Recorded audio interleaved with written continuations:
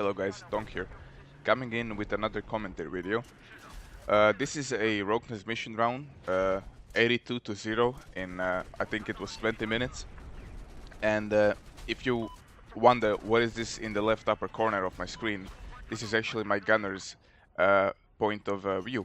Some of you requested before that you want to see a video like this, a commentary video like this, where I can comment her gameplay and mine in the same time. If you will watch the entire video, then you let me know at the end of the video in the comment section whether you like this kind of video, or would you like to see classic only my field of view video, and that's it. So as I mentioned, a Roque Transmission round, a 82-0 in 20 minutes. I think I had around 4 kills per minute. I actually have one death, and that happened is because I tried to spawn in the tank at the start of the round, and somebody took it, and as I exited the tank since I was the gunner, a enemy jet crashed into me in base. So that's how I got my first death. Anyway, I wanted to talk a bit about how I play Rogue and in general comment this video. I have two main playstyles what I play. One playstyle is complete aggressive tanking, that's just rushing flags, being not afraid of death or anything. And another playstyle is just driving around the map, killing people and capturing flags. I know this sounds a bit weird, like what's the difference between that and aggressive tanking? One tanker can be as aggressive as the enemy team is. So if the enemy team is kind of passive, they're not so aggressive, they're not capturing flags a lot, that means that me being aggressive doesn't actually do anything, because we already have 3 flags, we are capturing our 4th flag. And if I would now push for alpha, that would result in a base rep, and the enemy team would probably leave the server. So when I stumble across a team like that, or that my team is just a bit better than the enemy team, then I just use my other playstyle, which is, as I said, driving around flags, killing people, which you can see in this video. Some of you have also been asking me that you would like to see a guide on what kind of loadouts for my main battle tank do I use on what maps. I use always the same loadout. It's not the best loadout for every map, that I can agree on, but it has everything that other loadouts don't have. A bit of something. You have a bit of splash damage, you have a nice long-range anti-infantry killing weapon like the HMG, you have thermal camo. It's just so versatile that it works good on every map. Not the best on every map, but works good on every map. While loadout like, for example, zoom optic and canister would work only good on I don't know, Golmut, and that's it. And this loadout would also work on Golmut. Not as good as, like, for example, zoom optics plus canister shell, but it still works good. Versatility is the key which you wanna get in your tank with your loadouts. On every map you wanna be at least versatile, decent, and that's why I never almost change my loadout. The only thing I know how to switch sometimes is switching between HMG and LMG, and that's mostly because I'm testing LMG. At the moment I'm in process of testing the damn thing, and see if that thing is worth making a guide on. Anyway, I also wanted to say that the channel has been going pretty good. There's a lot of you people who really gotten a bit better in tanks thanks to these videos, and I'm really happy to hear that, and I'm glad that you guys are making progress. And as I said, tank learning curve isn't that difficult. It just takes everything, a bit of everything, a bit of situation awareness, a bit of brain, a bit of aim, a bit of everything, and that's the secret to it. Anyway, you can see this spot I'm on right now on Charlie. This is usually a great spot if you're in the Russian team. In the first push on Charlie, when I'm pushing the first push, I always go to this container to avoid enemy tanks that are also coming from Charlie. And I have such good cover behind this container that they really cannot shoot me back, and I can easily land some glitch shots on them and take them out really easily. So if you're playing on the Russian side, use that spot. The reason why I went to that spot as playing as Chinese is because, as I said, I'm not playing any special tactics. I'm just driving around the map, capturing flags and killing people. That's what this round was all about. And as I'm approaching Charlie over here, and I would usually go next on the left side of me. You see these two containers and a rooftop. I usually go over there because sometimes the enemy jet doesn't actually see you, and you're such an easy exposed target on Charlie. As I see this transport chopper doing some mojo over here on me, and I don't think he realized that the minigun doesn't do damage to tanks. As I pick up a triple kill on him, I always wondered, like, is there anything else you can talk about on Rogue other than positions and good aim with HG? No, Rogue is a really simple map. It's probably the easiest tank map in my opinion when compared to the other ones. It just takes aim with your HG, with your LMG, with your canister, whatever your preferred secondary weapon of choice for tank is. And once you master that, then Rogue will be probably the easiest map on you, because it has this mid-range engagement distances, so to say. It's not long range so far, it's kind of like mid-range close combat stuff, and yeah, so it just takes a bit of an aim. And as I approach Bravo over here, and this is not my usual approach to Bravo. I'm just coming here because I saw a lot of people and I saw a lot of potential kills, and that maybe I can get this flag down from them. And this is usually a highly dangerous spot, and I wouldn't recommend doing this without the gunner. The enemy team can just jump to you from the hillside and can easily take you out with some C4s, some well-placed RPGs, and other anti-tank stuff. As the good thing about here is that they peek a lot, the enemy team, and that's just an easy target for the HMG. Rogue is not one of my favorite maps, definitely. I think my favorite tank map out of recently has to be, I don't know, Dawnbreaker. It usually wasn't Dawnbreaker, but for some reason recently I'm just enjoying it more than every other tank map. The reason I'm not enjoying Rogue and Zabot so much is because they're such repetitive maps, so to say. It's always everything is always revolving around Charlie or Delta, and that's it. And on Dawnbreaker, you always have people pushing for your home flag. You always have people pushing for Delta, for Bravo if you're in the American side, and it's always something new. It's not such a repetitive map like these two maps, as I'm just dealing damage to the enemy team on Bravo, and that's mostly where this always gonna evolve. And as you see in the upper corner, Mrs. Dedi is just doing a great job repairing me. She's not exposing herself, and this is exactly what the gunner should do: not expose herself to the enemy incoming rockets and other projectiles. If you would check her screen, she's always looking in not always, but mostly in another direction other than me. That has nothing to do with her getting kills or just watching my back. It's just that she can maybe identify people and tell me, okay, there are like two snipers on the far rock and they're about to kill our two guys over there, you know? I'm actually a team player, believe it or not, so I always try to help my infantry not being taken out. If I have an opportunity to take out that sniper who is pinning them down, then I will take him out, no problem. And Mrs. Dedi does a great job of spotting me those targets that I would not usually see, as this C4 buggy tries to do some mojo, and he hit a tree stump when he bailed from the quad. He hit a tree stump and fucking smashed his face into the thing. This is my usual approach to Bravo. Right now, this is what I usually do in my original playstyle. And for the reason that you will see this guy soon here. There it is. If you see, I'm just shooting him. This is their main spawn point on Bravo. That spot. So what I usually do is I go around that spot, behind that spot, and I usually wait for them to spawn over there, and I try to spawn rape them.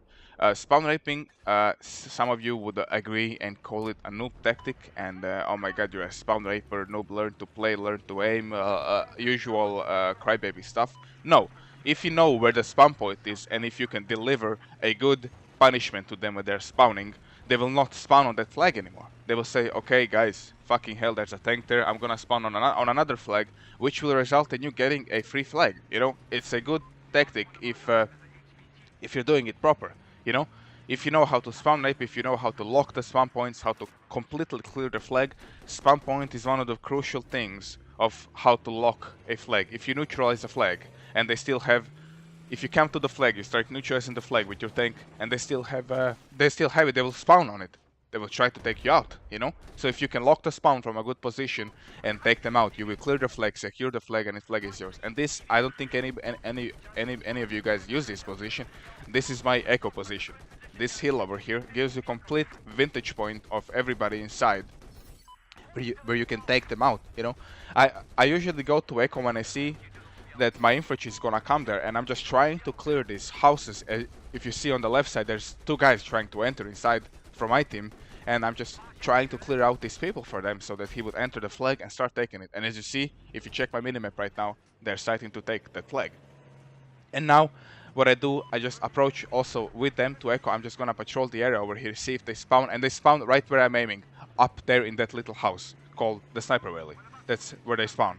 And I see them in this container, and Mr. Dedi takes him out. See, I didn't see that guy. I saw him when he was taken out. I didn't see him primarily. And that's what Gunner does best. It's just another tank driver, just without the splash damage, really. That's what the Gunner represents. As you can see, she's just tearing people apart from behind me.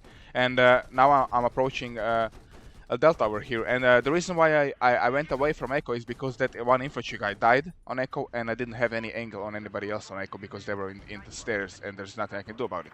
And there you go. This spot is my usual spot on Delta. And as we start taking Delta, I still see that now I have an angle actually on these Echo guys. And since I'm taking Delta, and there's a guy approaching me over here, and I'm just gonna let him live for now. And as I'm just trying to help our guys on Echo over here, and as you see, they're approaching from the Sniper Valley. And the reason why I bailed from Delta like this and not captured, because the Echo is far more important flag than Delta on public, at least, for the reason that they always have this fucking LAV spawning here on Echo, and you never know when he can come back raging in the worst moment ever. And I got lucky over here that I managed to see where they are, and they're in these double stack houses. I'm just gonna clear them out completely and secure the flag. And there you go. Flag is completely clear at the moment. And as I get hit, I think by a UCAV. Somebody's UCAVing me from across the map, and I thought that to myself. And then I see that there is this fucking gunship, and gunship can be potentially your worst nightmare on Roque Transmission. And now I'm just gonna approach to Charlie, and soon as I see there's a gunship up, I need to go to Charlie. There's just something not giving me peace when enemy gunship is up, and I'm just gonna approach to Charlie, because once you neutralize Charlie, the enemy gunship will start to take damage, and eventually he will just disappear. And Charlie is, I think, actually the best flag for this particular map, for the reason that you see really nice with the thermal over here, and the spawn points are easy. That's one spawn point in that little house. That's why that little container that I showed you a second ago is a good spot, because you see that spawn house really good. And sorry, now I have a bit of a problem here. An enemy tank also approached to Charlie, and you will now see in my passion how I usually disperse of enemy tanks, provided that they give me the angle. Approach him over here, and I see him. He also has a gunner, and the first thing I do, guys, land a glitch shot. There it is. Vehicle hit, 51 mobility hit, 2 shots, dead. That's sadly how you kill tanks in this game, when there is nothing else you can do, and when you really want to kill him fast. I don't usually use the glitch shot unless I'm really forced to do it, you know? If I can take him out normally, then I'll take him out normally, but if I can take him out with this thing, I'll take him out. It's just a game feature, guys. It's not my fault that this is in the game, and since I can use it, I will use it until it's fixed, you know? So yeah, and now we have Charlie and Echo, and we are losing Delta, and I think I'm just gonna approach to Delta now, see if I can get rid of some people over there. And as I open my full minimap, and I see a lot of people there, and the problem with the Roque Transmission is that when you see a lot of people on a flag, by the time you come there, they're usually always either dead or your team is either dead, and it's such a trade flag map. You know, you take one flag, you're instantly losing the other flag, and as I'm just dealing damage to these Echo people, and I managed to take out the guy that was trying to use the TOV missile to hit somebody, and also take the guy on the roof. And I'm just gonna approach to Delta over here now, and as I said, you see Delta's pretty clear. When I opened my minimap, there was like 10 people there, Not 20 seconds later, they're all dead. That's the thing about Rogue. By the time you come to a flag, if you're not into a high hot zone area, and by the time you come there, it's usually always clear. And I'm just gonna go to Charlie instead, as I see this LV here approaching Delta, and I'm just gonna try to stop his push and not killing the chopper, but the chopper sadly gets taken out. And I take the LV down, and just a little piñata comes out of the LV, and I kill one guy, manage to take out the get a suppression assist on the second guy. And that's always what you want to try to do with the tank. Always try to suppress them, hit them once or twice, you know. And it's guaranteed they will get taken out pretty fucking soon. So if you have an opportunity to shoot somebody, don't waste your shot. If you see that you can shoot him, you know. Even if you know that he will duck for cover, hit him a few times, and somebody from your team will take him out. As I start to take some damage from Bravo over here, and as I said, this spot is not preferable if you're playing on the Chinese side. You can go around the container, no problem. I could have gone around the container, but I just didn't, for the reason that there was no reason for me to do that, really, because I'm just playing the jabbing around the flags, killing people style. So I don't need this highly defensive position, as this guy tries to RPG me, and invisible balls on Rogue are rough, and he RPGs himself instead.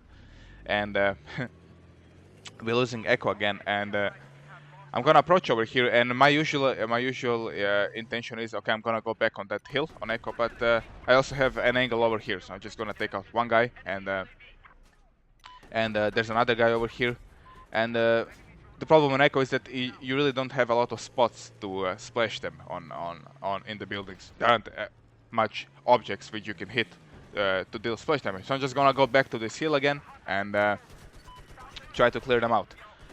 I see one guy inside, and we managed to take him out, and there's another guy over there, and but as you see, as soon as I came to this little hill, we are instantly taking Echo. We just needed to take out that one or two guys that were in the buildings, and we can swiftly continue to take flags. I also wanted your input. What do you think about the quality of the videos? Do you like them at 60 FPS? Do you like them at 30 FPS? I reckon you guys like them at 60 FPS. That's why I do them in 60 FPS. And I wonder how is the quality? Do you like it? Is my voice okay? Is it too loud? Is it too not loud? You let me know about that in the comment section also. And now I'm approaching Delta again, because we need a third flag, and actually it's kind of a close round. If you would look at the tickets, it's been a close round. The enemy team in the end put up actually some fight, and I'm just gonna try to flush out this guy over here. As he rushes me with C4, this is the power of HMG. That the two-shot kill on the close range really saves me so much times from the C4 that I cannot even begin to tell you how much. And that's the reason. That's one of the main reasons why I love the damn thing, is because of that damage that it deals on close range. It's just great. And we'll be managed to take out this flag. As you see, Mrs. Dedi is like on a 1300 score spree. She did really good this round. I think she went like 45 or 42 to 0. Quite impressive for a gunner. In 20 minutes, that's a quite an impressive score. I've seen her do better kill-wise, but that were longer rounds. This being such a short round, that's quite good.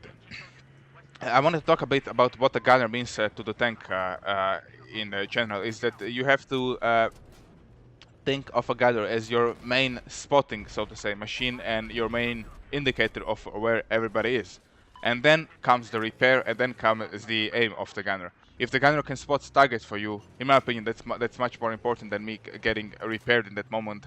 I request repairs when I really need them, you know, and I don't actually request them. She does it on her own because she already knows how I play completely, and she believes that I will not let her die, and that she can repair in peace, and she just does it when she knows that it's the best thing to do it. Like right now, I took some damage from those people, and I didn't see them behind that little broken pillar, and she decided to go for repairs. Another thing is gunner aim. If your gunner can aim decently and he can hit people, basically he doesn't have to kill them. It's really not required that the gunner has to kill everything he's shooting at. It's just that it would be required that he at least makes them duck for cover. If he hits them once or twice and he forces them to duck for cover, that's already considered a good gunner, you know? He doesn't have to be that guy who's just shooting at everything with a 50 caliber machine gun, spotting you on the minimap. If you have problems with gunners like those, just use thermal camo, and you will get rid of those spottings you will receive from him shooting at everything. So I recommend doing that. And as I'm approaching for the final push on Bravo here, and I will about to enter a clusterfuck situation over here. A lot of them are on Bravo, and they will refuse to give out this flag without me literally farming them into the respawn screens for us to be managed to take the flag. I saw a C4 guy back on those little houses on Bravo, and before this I said to Mrs. Dedi, watch behind, there's a guy there. And you will see now, as I will say to her, there's a guy behind us, and she instantly will turn around and take him out. And as you see, I just said it, there's a guy behind, and I didn't even kill him. I just said to her, there's a guy behind, and she got him out. And she also got rid of the C4 squad. That is the power of the gather. Letting get rid of a guy that you really can't. I really didn't have an angle of that guy, and she did really good in that. And I think that's about it for this round. And I hope you guys enjoyed. Let me know in the comment section about what I mentioned. Do you like these sort of videos with the double vision, so you can see what my gunner is also doing when I'm playing with my gunner? And I hope you guys enjoyed. Thank you a lot for the continuous support I've been receiving on this channel. It really makes the effort worth it. And I'm planning some new guides that will come really soon, sooner than you expect. And I hope you will have a nice day, and if you have any questions, you can leave them in comment section. They don't have to be regarding this video, they can be just normal questions. And if you have further questions, you can always add me in Bedlock. My name is Tonk2Stronk, you can add me there and ask me anything. Thanks for watching, and I'll see you soon.